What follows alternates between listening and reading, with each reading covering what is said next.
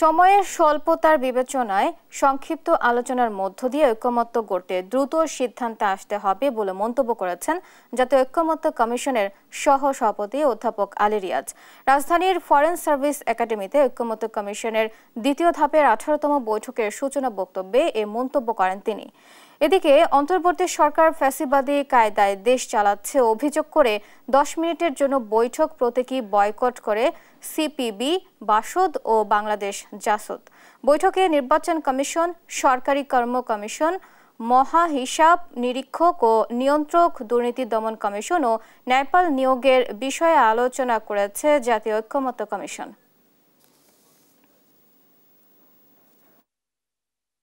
আমরা আমাদের কার্যক্রম অব্যাহত রাখবো। তারা বলেছেন এটা প্রতীকী 10 মিনিটের জন্য। আমরা নিঃসন্দেহে আশা করছি তারা ফিরে আসবেন এবং আলোচনায় অংশগ্রহণ করবেন। সামগ্রিক পরিস্থিতি আপনারা জানেন, আমাদের সময়ের স্বল্পতার বিবেচনাও আপনারা জানেন। ফলে আমিও দীর্ঘভাবে কথা বলতে চাই না। আমি আশা করছি যে আমরা যতটা সম্ভব সংক্ষিপ্ত আকারে আলোচনার মধ্যে দিয়ে সিদ্ধান্তের দিকে অগ্রসর হতে পারব, সেই প্রত্যাশা রেখে আমরা আজকের কার্যক্রম শুরু করতে চাই। বৈঠকের বিষয়ে জানাতে সরাসরি যুক্ত হচ্ছেন সহকর্মী সাইফুল রিপন।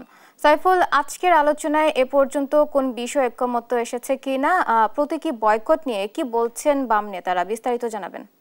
বুবলি, আজকে মূলত 5টি বিষয়ে আলোচনা হচ্ছে এবং শুরুতেই নির্বাচন কমিশনের বিষয়টি নিয়ে কথা হচ্ছে এবং এরপরে কিন্তু আরো 4টি বিষয় নিয়ে আলোচনা হবে। শুরুতেই নির্বাচন কমিশনের নিয়োগ প্রক্রিয়া এবং সেগুলো প্রধান নির্বাচন কমিশনার নিয়োগ কেমন হবে, কোন পদ্ধতিতে হবে সেই বিষয়টির পাশাপাশি সরকারি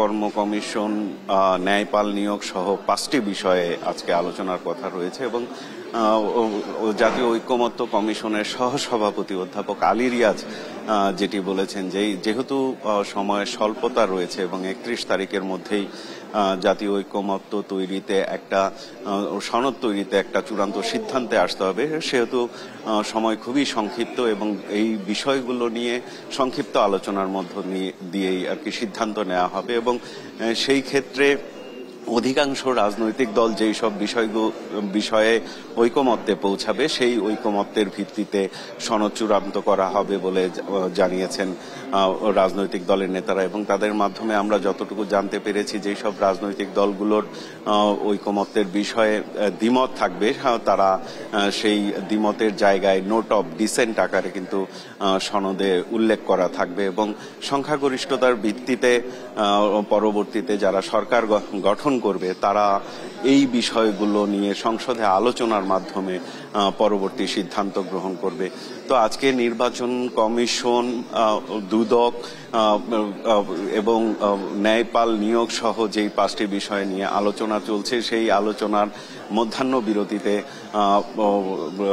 রাজনৈতিক দলের নেতারা এসে কথা বলবেন এবং তাদের মাধ্যমে আমরা জানতে পারবো যে ঐকমত্য যে প্রক্রিয়া সেই প্রক্রিয়া কতটুকু এগুলো। বুবলি।